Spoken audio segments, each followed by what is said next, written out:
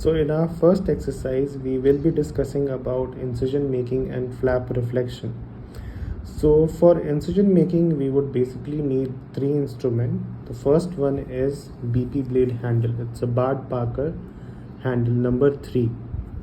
Second instrument is BP blade number 15. In dentistry, we commonly use number 15 and number 15C for incision making. And we would be needing an adson forceps to hold the flap. So now let's start with incision making. Although it sounds very simple, straightforward procedure, but we tend to make a mistake while placing the incision. So before placement of incision, let us load the BP blade with the BP blade handle. So here we have our wrapper, which is already open. So we open it up and we see our BP blade. Now immediately don't rush with your scalpel handle and attach with it. A safer way to do is use a hemostat or a needle driver and engage this blade. Take it out safely. Now with another instrument such as adson forceps, you just have to orient the scalpel. So now I have oriented it. Now on the BP blade handle, we have a slot over here. This is the place where the blade will attach. So what we have to do is attach with the BP blade handle.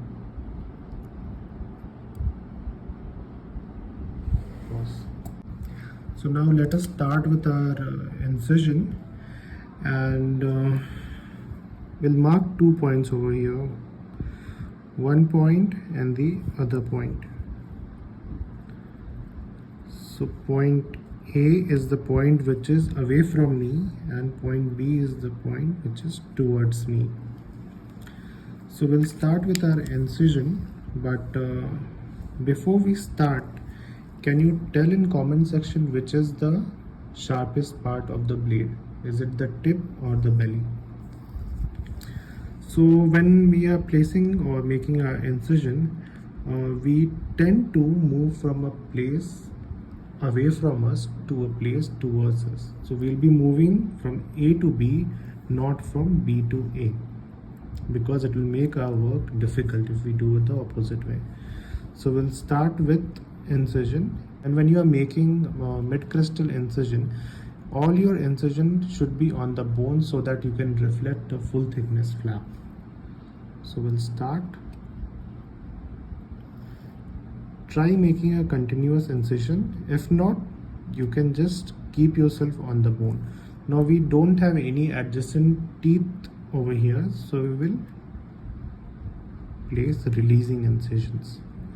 This will facilitate in flap reflection.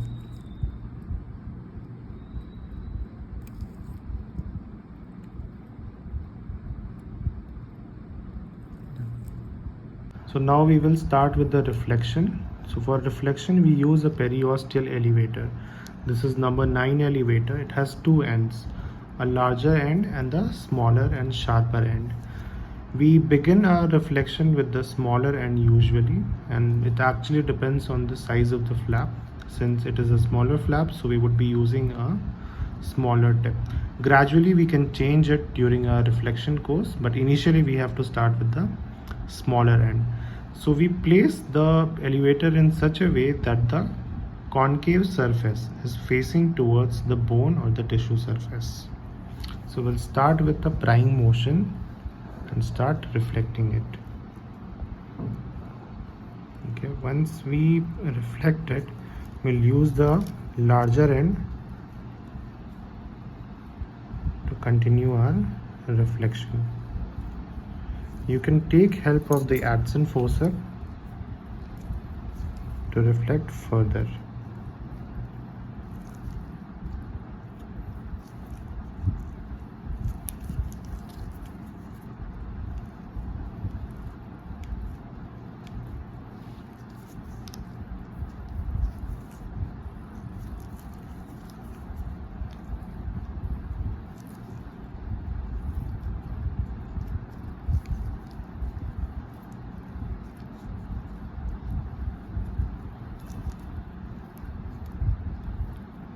So once you have reflected it, you can use an instrument or a retractor.